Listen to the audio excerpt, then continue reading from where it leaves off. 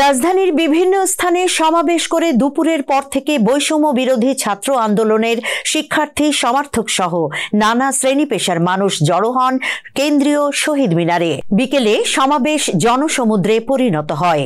এই সমাবেশ থেকেই আর ৯ দফা নয়, এবার সরকার পতনের ১ দফা দাবিতে এসে ঠেকেছে ছাত্র আন্দোলন।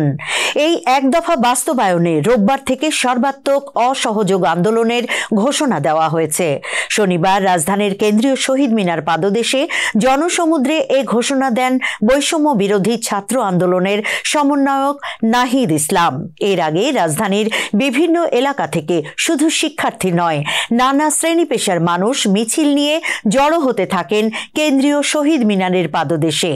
একসময় ওই এলাকা রূপ নেয় জনস্রোতে। ছাত্র জনতার জমায়েতের ব্যাপ্তি একদিকে পুরান ঢাকার চানখারপুল, অন্যদিকে দোয়েল চত্বর পর্যন্ত ছাড়িয়ে যায়। নানা স্লোগানে উত্তাল হয়ে ওঠে চারপাশ। দফা ১, দাবি ১, শেখ হাসিনার পদত্যাগ। ৯ দফা বাদ দে, ১ দফার ডাক দে, আমার ভাই কবরে, খুনি কেন বাইরে, এরকম প্রতিবাদী স্লোগান আন্দোলনকারীর কণ্ঠে শোনা যায়। এদিকে শিক্ষার্থীদের কর্মসূচি ঘিরে চট্টগ্রাম, কুমিল্লা, রাজশাহী, গাজীপুর, বগুড়া সহ দেশের বিভিন্ন এলাকায় ব্যাপক সংঘর্ষ হয়েছে। গাজীপুরের শ্রীপুরে বিক্ষোভকারী ও পুলিশের মধ্যে সংঘর্ষে জাকির হোসেন নামে এক ব্যবসায়ী নিহত হয়েছেন।